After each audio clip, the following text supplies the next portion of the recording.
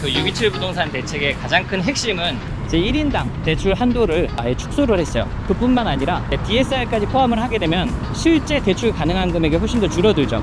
투자자로서 어떻게 대응을 해야 될지. 망했지 뭐. 나 망했어요. 택자 죽어라 뭐 이러면서. 안녕하세요 여러분들, 만나서 반갑습니다. 네이마르입니다. 휘핑이 너무 더워요. 이렇게 더운데 왜 여기로 부르셨어요? 여기 오늘 정말 괜찮은 경매 물건이 하나 있습니다. 금액도 낮고요. 이번에 627 부동산 대책에 있어서 대출 규제가 6억으로 한도가 정해지는 바람에 중저가 아파트들이 굉장히 핫기질 같은 역세권에 많은 장점을 품은 아파트가 7억대로 나와 있어요. 자세한 거 가면서 얘기를 하시죠. 근데 627 부동산이 뭐예요? 그 627 부동산 대책의 가장 큰 핵심은 예전에는 DSR만 가지고 적용을 했었다면 지금은 제 1인당 대출 한도를 아예 축소를 했어요. 그뿐만 아니라 DSR까지 포함을 하게 되면 실제 대출 가능한 금액이 훨씬 더 줄어들죠. 그리고 주택담보대출을 받으면 6개월 내에 전입을 해야 되는 의무가 생겨버립니다. 이게 이번 대출 규제의 가장 큰 규제가 되겠네요. 투자자로서 어떻게 대응을 해야 될지. 망했지 뭐. 정부의 지침은 아주 명확합니다. 투자하지 말라라는 거예요. 갭 투자하지 말고 대출, 무리한 대출 하지 말고 유동성을 축소시킴으로써 시장을 좀 컨트롤하려고 하고 있어요. 실질적으로는 투자자들이 가장 큰 타격을 받고 갈아타기 1수요자분들, 그분들이 또 타격을 받겠죠. 실수요자분들은 실질적으로 그렇게 큰 타격은 없습니다. 이거 바꿔 말하면요, 경매로 내 집 마련하기가 정말 더 좋아졌다. 왜? 그러니까 실수요로 경매로 접근하시는 분들은 굉장히 좋은 환경이 만들어졌다. 경쟁률과 낙찰가율이 낮아질 확률이 더 높은 이번이 기회는. 나 망했어요. 제가 17년 동안 부동산 투자하면서 깨달은 진리 하나가 있어요. 바로 상위 경제의 고통은 아래로 흐른다라는 거거든요. 이 차가운 자본주의 투자 시장에서 실질적으로 이러한 부작용들은 결국 무주택자분들한테 전가가 되더라고요. 전세가 소멸되고 월세화가 지속되고 주거비용이 상승하는 이러한 부작용을 매번 나왔습니다. 규제로 수요를 꺾는 정책 같은 경우나요. 우리 수강생분들한테는 이렇게 불안한 시장일수록 반드시 내 집 마련을 하셔야 된다라고 이야기를 해요. 다만 무리한 투자는 좀 자제해라. 이전에 이렇게 얘기를 해야겠네요. 얘기하다 보니까 벌써 다 왔네요. 이게 생각보다 역세권이에요. 도보 한 7분, 8분 정도밖에 안 걸린 것 같죠? 실질적으로 한 500m에서 600m 정도 되는 것 같습니다. 네이마르님, 물건 분석 안 하시고 여기서 뭐 하세요? 저는 물건 분석할 필요 없어요. 왜요? 안전하고 수익 높은 물건을 일단 150개씩 보고서를 받고 있어요. 그런 게 좋은 게 있었어요? 자세한 거는 상단에 링크를 체크해주세요.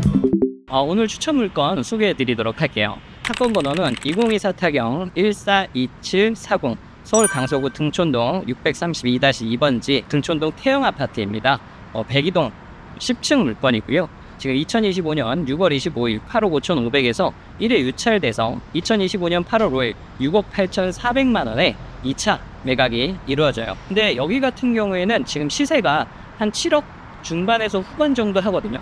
그러면 시세보다 약 한 1억 가까이 저렴하다 보니까 지금 서울 아파트 분위기 아시잖아요. 627 부동산 대책이라고 하더라도 이런 중저가 아파트, 10억 이하 아파트 같은 경우는 앞으로도 꾸준하게 인기가 있을 가능성이 높거든요. 근데 시세보다 1억 가까이 저렴하다, 층도 괜찮다, 그러면 저는 매우 추천드리는 물건이 될 수밖에 없겠죠. 이 단지에 대한 정보를 제가 잠깐 드리자면 지금 이 10층 중에 10층 물건입니다. 아무래도 선호도가 높은 물건일 수밖에 없고요. 총 세대수가 186세대밖에 되질 않아요.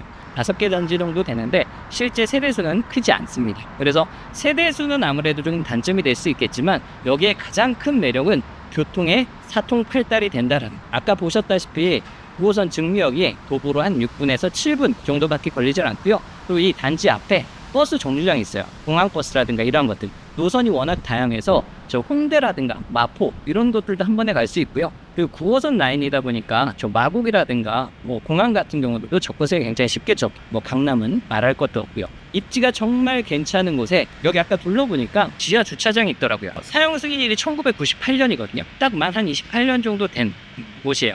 그런데도 불구하고 지하 주차장이 있으니까 주거에 있어서 생활이라든가 만족이라든가 입지라든가 이러한 것들이 가격 대비 정말 좋은 아파트가 될 수 있다라는, 제가 추천드리는 거다 보니까 당연히 안전하겠지만 채무자 겸 소유자가 점유를 하고 있고요. 아까 잠시 이 앞쪽과 뒤쪽을 보니까 에어컨, 실외기가 밖에 나와 있어요. 아마 현재도 점유를 하고 있는 상태입니다. 그래서 명도에 관련해서는 일정 부분 이사 비용이라든가 이러한 것들도 생각을 해 놓으셔야 될 거고요. 그 외에 뭐 이런 인수되는 가처분이라든가 지상권이 없는 그냥 입찰가만 산정하면 되는 아주 깨끗한 물건이 되겠습니다.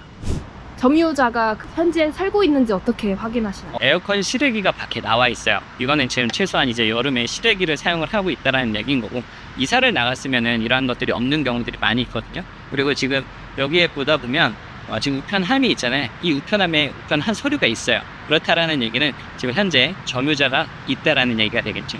이러한 것들을 통해서 점유자가 있는 여부를 파악하시면 아무래도 명도에 있어서 계획을 잘 하실 수가 있을 겁니다. 이 지역에 있으면 환경이라든가 입지, 산것 같은 경우는 사실 나보다 이 근처 부동산 점들이 잘 아실 거잖아요. 대체적으로 입지는 괜찮고 주거 만족도도 높고요. 아파트 일집 지역에도 상권도 기본적인 건 갖춰주고 있는데 정확하게 어떠한 것들이 있고 특징을 떨어지는지 꼭 부동산을 관여하고 있습니다. 매가 나왔던데 투자 형식을 좀 하고 싶어서 유비칠 부동산 대책 이후로 매수나 이쪽 인기는 어때요? 여기가 제 이쪽 동네는 잘 몰라서. 역세권이라 그렇게 막 갈아타고 그러는 데는 아니에요. 실수요자는 전세를 잘 나가죠. 전세는 잘 안전세도 뭐 잘 나가고. 그게 이제 보선 역세권이라. 전용 84가 나왔던데 사장님이 만약에 팔아주신다고 하면 10층이에요. 102방 10층. 만약에 금매로 내놓는다고 하면 얼마 정도, 왜냐면 이걸 알아야 내 이차가가 나오잖아요. 만약에 사장님 팔아줄 수 있는 금액이나 약간 금매 가격으로 바로 팔리는 금액 같은 것들이 혹시 있나? 이 거래는 조금 되는 편이었거든요. 네. 10억 이하라 그렇게 크게 영향을 줬어요. 지금 8억 6천 정도에 매도 하면 좀 금방 팔릴까요? 수리 안 하고? 8억 5천 정도면 뭐 금매로. 한두 달 내는 정도. 네. 그거 감안해서 제가 적어서. 네, 감사합니다. 태영 아파트가 지금 10층이 경매로 나왔어요. 그럼 만약에 매도를 한다고 하게 되면, 만약에 여기서 사장님께서 팔아주신다고 하면 한두 달 내에 팔 수 있는 혹시 금액대가 네. 가격을 좀 저렴하게 내놓으시면 되지 않을까요? 너무 저렴하게 내놓을 수도 없고, 왜냐면 전 낙찰을 받고 싶은데 그러면은 또 제가 입찰가를 낮게 적어야 되고. 나와 있는 걸로는 84는 8억 7천이 낮게 나와 있는 건축이 되는하거든요. 그리고 이거 주변에 있는 30평대 아파트 실거에 나오는 거 보면 9억 이하라고 해서 8억 우리 중반 정도면 대박.